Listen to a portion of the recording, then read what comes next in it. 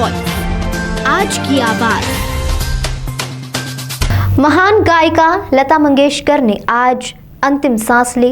पिछले कुछ दिनों से उनका स्वास्थ्य खराब होने के चलते मुंबई के अस्पताल में उनका उपचार किया जा रहा था, लेकिन रविवार को देश भर में मायूसी छा गई जब उन्हें पता चला कि स्वर कोकिला लता मंगेशकर अब इस दुनिया में नहीं रही। इसके बाद देश भर में शोक की लहर फैल गई। लता मंगेशकर का जन्म इंदौर में 1929 में सिख मोहल्ले में हुआ था। उनका इंदौर से विशेष लगाव भी था। उनके चाहने वालों ने उनके जन्मस्थली सिख मोहल्ला पहुंचकर उन्हें नम आंखों से श्रद्धांजलि दी। स्वर कोकिला लता मंगेशकर का इंदौर से गहरा नाता रहा है, क्योंकि उनकी जन्मस्थली इंदौर रही है। आज देश ही नहीं बल्कि विदेश में भी लता मंगेशकर के चाहने वालों की आंखें नम हो गई हैं। इंदौर में भी लता मंगेशकर के जन्मस्थली निवास पर उनके चाहने वालों की तादाद बड़ी संख्या में पहुंच रही है उन्हें श्रद्धांजलि देने के लिए।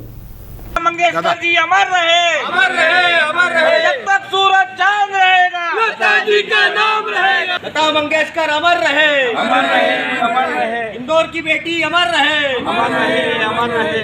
सूरज चांद रहेगा, लता जी आपका नाम रहेगा। ये बड़ी दुखद घटना है और ये भारत ही नहीं परंतु विश्व के लिए भी एक दुखद घटना है कि कितनी महान शख्सियत को हमने आज खोया है, जो कुछ गत दिनों से बीमार चल रही थी। और मैं परमेश्वर से प्रार्थना करता हूं कि उनके आत्मा को शांति मिले तथा उनके द्वारा किए गए कार्य से आने वाली पीढ़ी को एक अच्छा संदेश आ जाए कि किस तरह एक बचपन से लेकर आज तक वो काम करती रही हैं, सतत काम करने की जो प्रेरणा देती रही हैं सबको। ये हम लोगों के लिए, सबके लिए एक बहुत अच्छा संदेश है। ये मकान मैं 1928 में हुई थी, उस समय वाड़ा कहलाता था। उस वाड़े के अंदर एक बीच में कमरा होता था, वहाँ पे उनका जन्म हुआ था। और ये चीज़ हमको 1976 में जब मालूम पड़ी थी, जब उनकी मासी जी जो प्रेम नगर में रहती थी कुछ रिश्तेदारों के साथ यहाँ पे आई थी दिखाने के लिए, तो वो जगह बताई गई। फिर ये अभी 2004 के अंदर ये मकान इधर का हिस्सा वापस से टूट कर रिनोवेट हुआ है।